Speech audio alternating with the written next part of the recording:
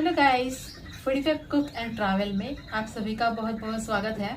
इस बार की हमारी जो टूर थी वो थी हिमाचल प्रदेश में और अब तक की सबसे लंबी टूर थी ये वाली। मतलब लगभग 17-18 दिनों की टूर थी ये। कई सारे न्यूज चैनल्स में आपने देखा होगा कि बारिश की वजह से हिमाचल प्रदेश में जो भी हालात है वो बहुत ज्यादा बिगड़े हुए हैं और जब हम गए तभी भी हालत वैसे ही थे। तो जो फर्स्ट फ्लाइट थी हमारी वो थी मुंबई से चंडीगढ़ तक की और फिर चंडीगढ़ में वहां पर 2.5 से 3 घंटे का ले ओवर था। जो दूसरी फ्लाइट थी वो थी चंडीगढ़ से धर्मशाला हिमाचल में।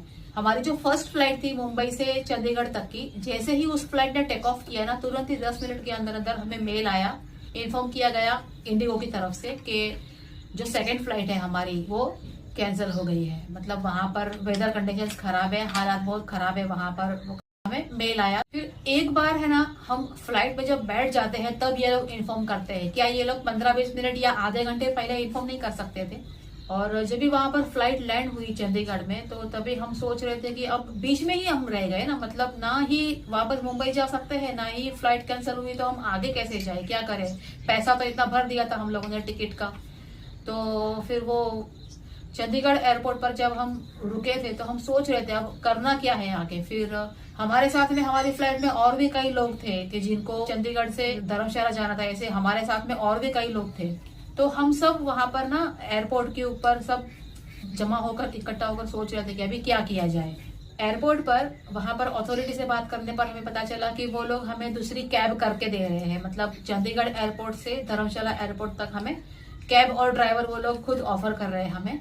हम लोगों ने उन लोगों से बात की और उनको हमने बताया कि हमें रिफंड कर दीजिए। तो रिफंड में कितना मिल सकता है हम लोगों ने पूछा। 3,000 भी पकड़ लो, हम 3,000 मुंबई से चंडीगढ़ के और चंडीगढ़ से धर्मशाला के 3,000 पकड़ लो एक बंदे के, तो हमारे टोटल 9,000 रुपए होते और ये लोग कितना दे रहे थे? 2,250 रुपया।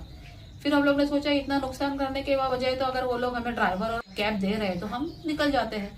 लेकिन प्रॉब्लम ये था कि फ्लाइट से अगर हम चाहते हैं तो 1.5 घंटे में हम पहुंचेंगे। तो फिर सेकंड ऑप्शन हम लोग ने चूज किया कि चलो ठीक है, ये लोग गाड़ी और ड्राइवर दोनों हमें ऑफर कर रहे हैं तो हम गाड़ी से ही जाते हैं। फिर ये लोग ने ऑल्टो गाड़ी हम दे रहे थे हमें डिक्की में। मतलब कहाँ ऑल्टो गाड़ी में इतना सारा सामान आएगा, हम बैठेंगे या हमारी बैग्स रखेंगे, लगेज रखेंगे या क्या करेंगे हम? फिर हम लोग ने थोड़ा सा हमें झगड़ना पड़ा हमें उनसे, थोड़ा सा हमारी आर्ग्यूमेंट भी हो गई एयरपोर्ट पर। और फिर बहुत ज्यादा हम लोगों ने इंसिस्ट किया, उसके बाद में हमें उन्होंने बड़ी गाड़ी दी। और फिर अभी रास्ते में बारिश इतनी, तो पूरे रास्ते बारिश, तो फिर वो तरपाल वगैरह उन लोगों ने लेके रखा हुआ था। तो सारा तरपाल से हम लोगों ने बैग वगैरह सारा लगेज हम लोगों ने ऊपर का जो पैक करवाया और बाकी जो छोटी छोटी बैग्स थी वो हमने डिक्की में रखी और फिर हमें ड्राइवर के साथ में हमें गए। लेकिन रास्ते में भी बहुत दिक्कत हुई हमें। रात को हम 9-9:30 बजे हम धर्मशाला पहुंचे और वहां पर हम लोगों ने जो होम स्टे बुक किया था वो तो पूरे दिन का होम स्टे का पैसा हमारा वेस्ट हुआ। एक दिन का तो पैसा हमारा वेस्ट ही हुआ वहां पर। तो अच्छा हुआ कि हमने जिस होम स्टे में हमारा बुकिंग करवाया था, वो जिनका होम स्टे था ना, वो जो भैया है वो ड्राइविंग का भी काम करते हैं। तो वो खुद आए थे हमें लेने के लिए धर्मशाला एयरपोर्ट पर। दोपहर को 2 बजे से वो राह देख रहे थे एयरपोर्ट पर और हमने उन्हें फोन करके बताया कि ऐसा ऐसा हुआ है, तो अभी हम 3 बजे तक 3:30 बजे तक वहां नहीं पहुंच पाएंगे, तो हम अभी गाड़ी से निकले हैं तो रात हो जाएगी। तो बोले ठीक, कोई बात नहीं, आप मतलब आ जाओ, मैं यहीं पर रुकता हूँ। तो वो जो भैया है दोपहर को 2:30 बजे से लेके रात को 9:30 बजे हम धर्मशाला एयरपोर्ट पहुंचे। वो भैया तब तक वहीं पर खड़े थे हमारा वेट करते हुए।